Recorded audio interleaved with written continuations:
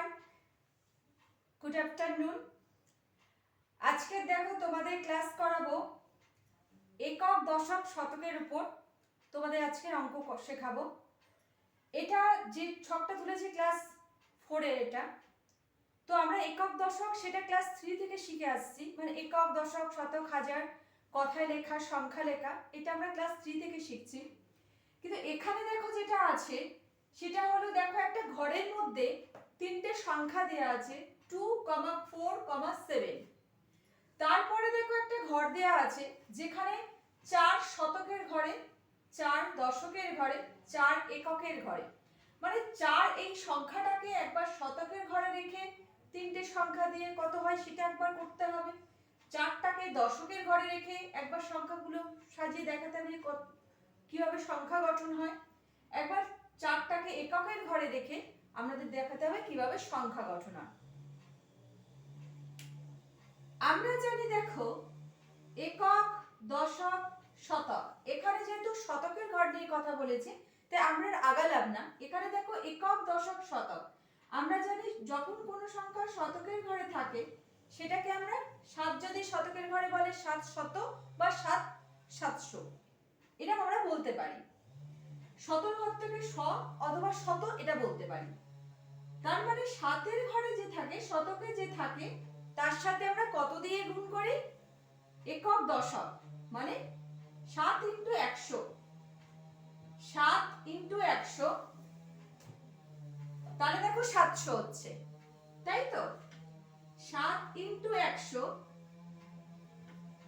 7 × 100 মানে 700। তাহলে কোনো অঙ্ক যখন শতকের ঘরে কোনো সংখ্যা থাকে তাকে আমরা কত দিয়ে গুণ করি? 100 দিয়ে। সেম তাই একক দশক, ধরো দশকের ঘরে 4 আছে, এককের ঘরে কিছু নেই, মানে আমরা তখন শূন্য ভাবি, তাহলে আমরা বলি 40। দুটো ঘরকে একসাথে বলি 40, তার মানে 4-এর সাথে আমরা কত গুণ করে নিই? 10। মানে দশকের ঘরে যখন কোনো সংখ্যা বসে তাকে আমরা গুণ করি সবসময় 10 দিয়ে। তেমনি এককের ঘরে যখন কোনো সংখ্যা বসে তাকে আমরা সবসময় গুণ করি 1 দিয়ে। এখানে 9 বসলেও 1 দিয়ে গুণ করব, 7 বসলেও 1 দিয়ে গুণ করব, আর 1 থাকলেও 1 দিয়ে গুণ করব। তো এখানে অঙ্কতে দেখো তোমাদের বলেছে 2, 4, 7, মানে 2, 4, 7। 4টা 4 যখন শতকের ঘরে তখন আমরা কি করব? দেখো 4 শতকের ঘরে মানে 400, 4 শতকের ঘরে মানে 400। এবার দেখো 2 আছে, 7 আছে, আমরা 2, 7 লিখতে পারি। আমাদেরকে দুটো সংখ্যা গঠন করতে হবে। আমরা প্রথম একটা সংখ্যা গঠন করেছি 4, 2, 7।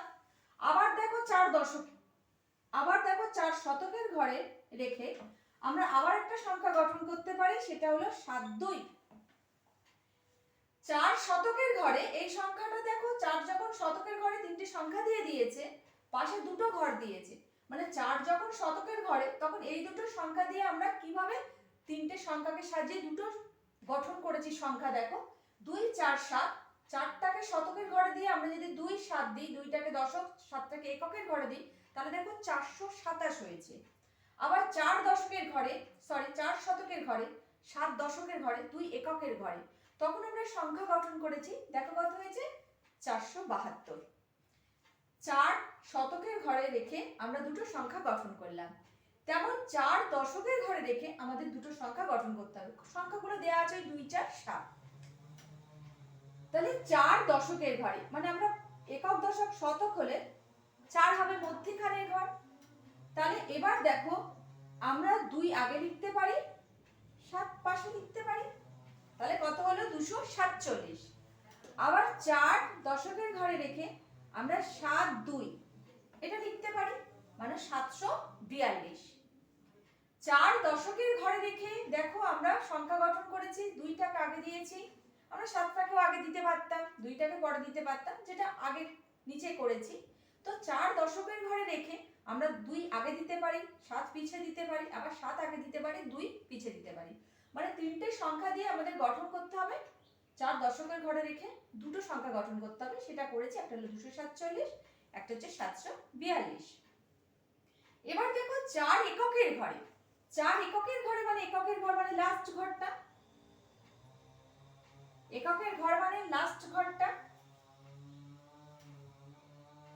তাহলে 4 আমরা লাস্টে রাখলাম। আমাদের গঠন করতে হবে কি 2 7 আছে, তাহলে আমরা 7 2 লিখতে পারি 724। আবার 4টাকে এককের ঘরে রেখে আমরা 2 7 এরকম লিখতে পারি 274। তাহলে ভালো করে দেখো, আমাদের প্রথমে 3টে সংখ্যা দেয়া আছে, সেই সংখ্যা হলো 2 4 7, এভাবেই কমা কমা দিয়ে লেখা আছে। পাশের একটা ঘরে দেয়া আছে 4 শতকের ঘরে, 4 যখন শতকের ঘরে হবে তখন পাশে দুটো ঘর দেয়া আছে, মানে এই 3টে সংখ্যাকে আমাদের ওই দুটো ঘরে 4 শতকের ঘরে রেখে সংখ্যা গঠন করতে হবে। আমরা তাই করেছি, 4টাকে শতকের ঘরে রেখে আমরা সংখ্যা গঠন করেছি। একটা হচ্ছে 427, একটা হচ্ছে 472। আমরা 472টা উপরে লিখতে পারতাম, 427টা নিচে লিখতে পারতাম, কোনো ব্যাপার না, যেভাবে লিখলে হলো দুটো সংখ্যা গঠন করলাম। ফের দেখো 4 দশকের ঘরে রেখে আমাদের আবার দুটো সংখ্যা গঠন করতে বলেছে, আমরা করেছি 247 742। আবার দেখো 4 এককের ঘরে রেখে, 4টাকে এককের ঘরে রেখে আমরা গঠন করলাম কি 724 274। ঠিক আছে, ফের সেম দেখো নিচে আমরা একটা স্যাম্পল তুলে নিয়েছি, সেটা হচ্ছে দেখো ঘরের মধ্যে আছে 3 5 1, কমা কমা দেওয়া আছে, আমরা 351 বলতে পারছি না, 3 5 1। পাশে একটা ঘর দেয়া আছে 3 যখন শতকের ঘরে, 3 যখন দশকের ঘরে, 3 যখন এককের ঘরে। পাশে দেখো আবার দুটো করে ঘর দেয়া আছে, 3 যখন শতকের ঘরে বসাবো তখন 3টাকে শতকের ঘরে রেখে 5 1 আমরা আগের পরে যেভাবে লিখে আমাদের দুটো সংখ্যা গঠন করতে হবে।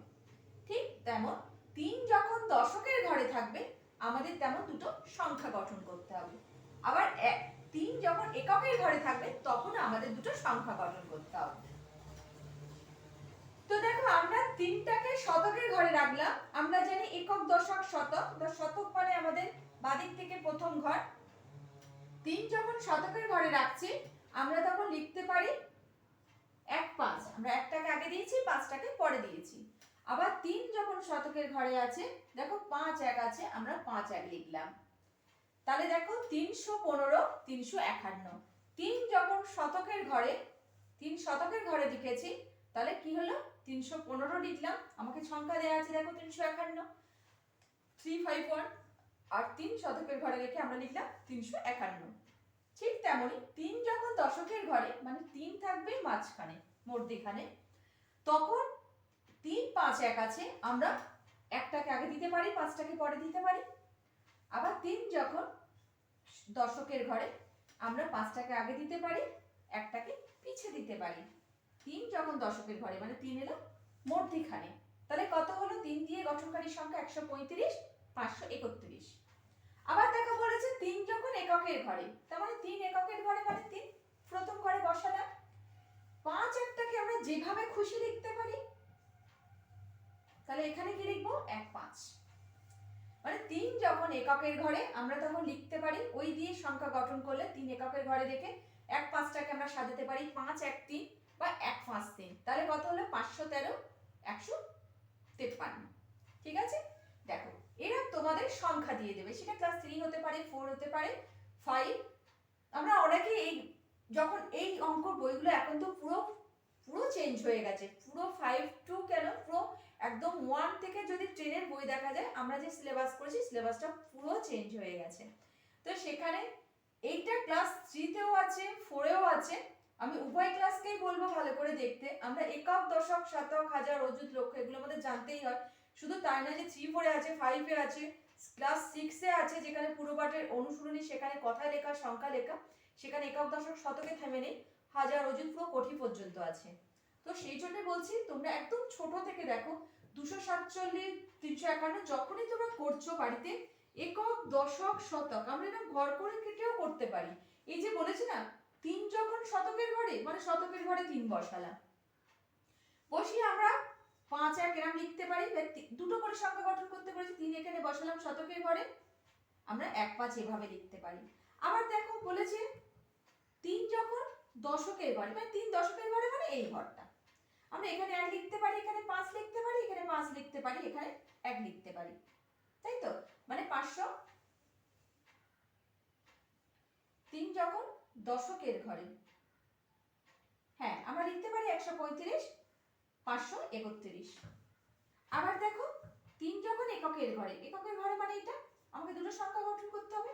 আমি 1 5 এরকম দিতে পারি, 5 1 এরকম লিখতে পারি, দুটো সংখ্যা গঠন হয়ে গেল। এগুলো আমরা রাফে করতে পারি, করে ঘরে সুন্দর করে সাজিয়ে বসাতে পারি, সে যেভাবে হোক আমরা এটা করতে পারি, ঠিক আছে। দেখো তারপরের অঙ্ক আমরা তুলেছি, ঘরের মধ্যে আছে দেখো 5 6 7।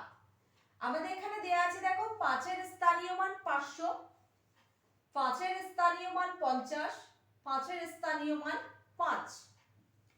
এখানে দেখো সংখ্যাটা আছে এরকম 5 6 7, ঠিক আছে। আমরা যদি একক দশক শতক লিখি, আমরা যদি একক দশক শতক লিখি, 5 এর স্থানীয় মান 500, তার মানে 5 এ ঘরে আছে, তাই তার মান হয়েছে, স্থানীয় মান হয়েছে 500।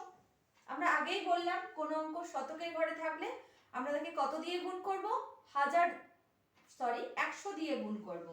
শতকের ঘরে কোনো সংখ্যা থাকলে আমরা তাকে গুণ করব কত দিয়ে, 100 দিয়ে গুণ করব। তেমন ধরো কোনো সংখ্যা আছে, এখানে বলেছে 5 এর স্থানীয় মান যখন 50, তার মানে 5 তখন কত ঘরে আছে, দশকের ঘরে আছে। তাহলে দশকের ঘরে কোনো সংখ্যা থাকলে আমরা তাকে কত দিয়ে গুণ করছি, 10 দিয়ে। তারপরে দেখো বলেছে 5 এর স্থানীয় মান 5, মানে 5 আছে এককের ঘরে, তাকে কত দিয়ে গুণ করব, 1। মানে এককের ঘরে কোনো সংখ্যা থাকলে আমরা তাকে গুণ করছি 1 দিয়ে। দশকের ঘরে কোনো সংখ্যা থাকলে আমরা তাকে গুণ করছি 10 দিয়ে। আর শতকের ঘরে কোনো সংখ্যা থাকলে আমরা তাকে গুণ করছি কত দিয়ে, 100 দিয়ে। এখানে দেখো তিনটে সংখ্যা দিয়েছে 5 6 7, তোমাদের বলেছে 5 এর স্থানীয় মান 500, 5 এর স্থানীয় মান 500, মানে 5টাকে আমরা কোথায় লিখছি, এটা একটা লিখছি। আমরা যদি রাফে করি একক দশক শতক, তাহলে দেখো 5 এর স্থানীয় মান 500, মানে 5 কোথায় লিখছি, শতকের ঘরে। এই 5 6 7 দিয়ে আমাদের দুটো সংখ্যা গঠন করতে বলেছে। আমরা একটু আগে উপরে যখন অঙ্ক করেছি, 4 যখন শতকের ঘরে, 4 যখন দশকের ঘরে, 4 যখন এককের ঘরে, এরকম ভাবে করেছি। এটা সেম তাই, একই অঙ্ক একটু অন্যরকম দিয়েছে। দেখো সেই 5 6 7 তিনটে সংখ্যা দিয়েছে, আমাদের দুটো করে সংখ্যা গঠন করতে হবে। ওই তিনটে সংখ্যা দিয়ে দুটো করে সংখ্যা বানাতে হবে। তাহলে 5 যখন স্থানীয় মান 500, মানে 5 যখন শতকের ঘরে, তখন পড়ে আছে 6 7, আমরা এটা লিখতে পারি 6 7। আবার 5 যখন শতকের ঘরে, আমরা লিখতে পারি 7 6। তাহলে আমরা গঠন করছি কি, 5 দিয়ে শতকের ঘরে যখন থাকছে 567, আর কত হচ্ছে 576, তাহলে আমরা লিখছি 567 576, 567 576। এবার দেখো মাঝে এবার দ্বিতীয়টা আছে 5 এর স্থানীয় মান 50, তাহলে একক দশক শতক, 5 এর স্থানীয় মান 50 মানে 5 এখানে আছে। আমাদের সংখ্যা গঠন করার জন্য দিয়ে দিয়েছে 5 6 7, 5 টা বসিয়ে দিয়েছি, তাহলে পড়ে আছে 6 7, তাহলে আমরা এখানে 6 লিখতে পারি, এখানে 7 লিখতে পারি। আবার 5 এখানে দিয়ে আমরা এখানে 7 এখানে 6 লিখতে পারি, তাই তো। তাহলে একবার হলো দেখো 657, একবার হলো 756। তাহলে 5 যখন দশকের ঘরে, আমরা তখন 6 আগে দিলাম, 7 পরে দিলাম, আবার 7 আগে দিলাম, 6 পরে দিলাম। আমরা এরকম করে সব সংখ্যা গঠন করতে পারি। তাহলে একবার হলো 657, একবার হলো 756। এবার দেখো তারপর বলেছে 5 যখন, 5 এর স্থানীয় মান যখন 5, 5 এর স্থানীয় মান যখন 5, মানে 5 এককের ঘরে, তখন আমরা কিভাবে সংখ্যা গঠন করব, পড়ে আছে 6 7, আমরা লিখতেই পারি 7 6 6 7, মানে আমরা বলতে পারি 765 675। তাহলে আমাদের ভালো করে এখানে দেখো 5 এর স্থানীয় মান 500, মাঝে দিয়ে আছে 5 এর স্থানীয় মান 50, 5 এর স্থানীয় মান 5। আমাদের মাথায় রাখতে হবে একক দশক শতক এই তিনটে ঘরে কি কি সংখ্যা বসছে। শতকের ঘরে বললে আমরা তো বসাচ্ছি সেই ঘরে, যেহেতু একক দশক শতকের ঘর আমরা চিনি। দশকের ঘর বললেও আমরা জানি, কিন্তু যখন বললে 5 এর স্থানীয় মান 500, 500 মানে সেই সংখ্যাটা কোথায় আছে, না শতকের ঘরে। 5 এর স্থানীয় মান 50, মানে সেটা কার ঘরে আছে, দশকের ঘরে। 5 এর স্থানীয় মান 5, মানে সেই সংখ্যাটা কোন ঘরে আছে, এককের ঘরে। ঠিক আছে, তাহলে দেখো ক্লাস 4 তোমাদের বইয়ের প্রথম অধ্যায় অঙ্ক এটা। সংখ্যা দেওয়া আছে, স্থানীয় মান দেওয়া আছে, একক দশক শতকের ঘর দেওয়া আছে, সেই ঘরে এই অঙ্কগুলো করতে হবে। আমি 3টে এক্সাম্পল তোমাদের সাথে শেয়ার করলাম, তোমরা তারপরে এগুলো চেষ্টা করবে। আর বারবার তোমাদের বলছি, অঙ্ক করতে গিয়ে কারোর যদি কোনো সমস্যা হয় অবশ্যই আমাকে কমেন্ট বক্সে অবশ্যই বলবেন। কি সমস্যা হচ্ছে, বোঝার অসুবিধা হলে সেটাও বলবেন, বা কোনো অঙ্ক নিয়ে যা সমস্যা আমাকে অবশ্যই বলতে পারেন, আমি সেটা নিয়ে ক্লাস করাবো।